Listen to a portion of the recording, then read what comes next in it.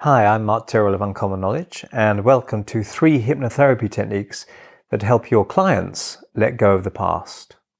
Why hypnotic amnesia can be therapeutic and how to use it, and there's a video demonstration with this as well.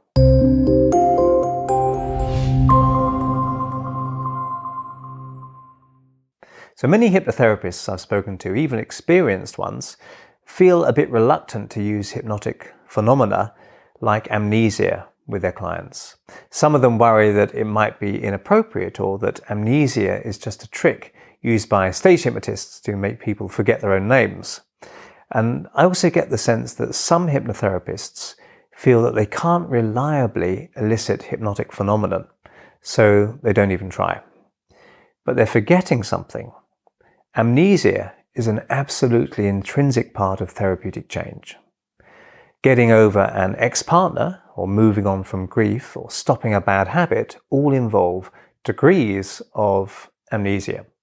For example, if a relationship ends badly, some people will constantly think about their ex-partner, and then slowly they'll notice gaps where they're free to think about other things and begin to move on, and that might take a while. So if the word amnesia feels too dramatic or concrete here, then we could call it thinking about that less often. Because that's exactly the therapeutic resource that we want to access. Amnesia can be a resource. Therapeutic amnesia isn't a weird hypnotic trick that wipes someone's brain. Okay? It's a way of tapping into the natural process that people use to put things behind them and forget about them and think about them less often. Casebook example. Client who said, "I just can't get my ex-boyfriend out of my head." So I worked with a woman recently, Clara, who had to continue working in the same office as her ex-boyfriend after their breakup, which obviously wasn't an ideal situation. And she told me how she was constantly thinking about him day and night and just dreaded bumping into him at work.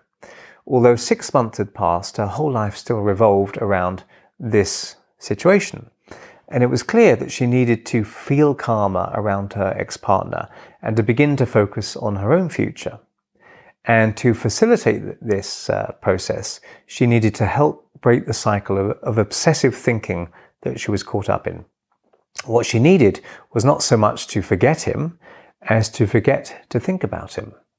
Okay, so there's a distinction there.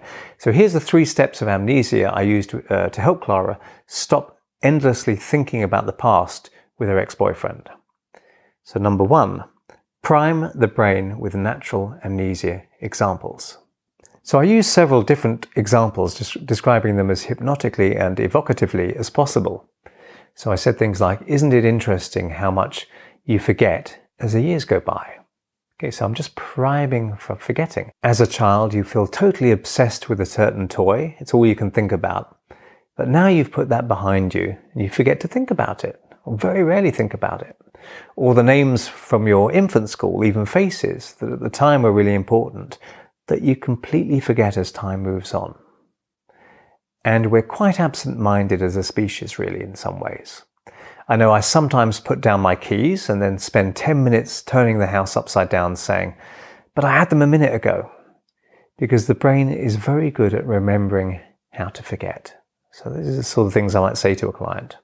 Number 2, invite contemplation of what it will be like not to notice so much. You don't need to tell the client directly that they'll completely forget about it, whatever it is, nor need you imply that it will happen right away. Just casually discuss it as a hypothetical possibility. So I said to Clara, "And as time moves on, Clara, even if you can't fully imagine this yet, won't it be great to be able to forget about those repetitive thoughts? To notice that you've put him behind you and that you're free to pay attention to other things in life." Okay. Number 3, completely change the subject. When you suddenly start talking about something completely different after ceding the suggestion for amnesia, you distract the client from analyzing the suggestion too closely and therefore potentially resisting it. So Clara had mentioned her holiday plans while we were getting to know each other. So now I abruptly abandoned the topic of forgetting and said, "Whereabouts in Florida are you going?" Okay, and I said that in a quite abrupt kind of a way. And we proceeded to have delightful conversation about hurricanes in Florida. And in her very next session, Clara announced happily, I just haven't been thinking about him nearly as often. Okay. She reported that even if she did catch sight of him in a corridor, she found she very quickly put him out of her mind again and got on with her day.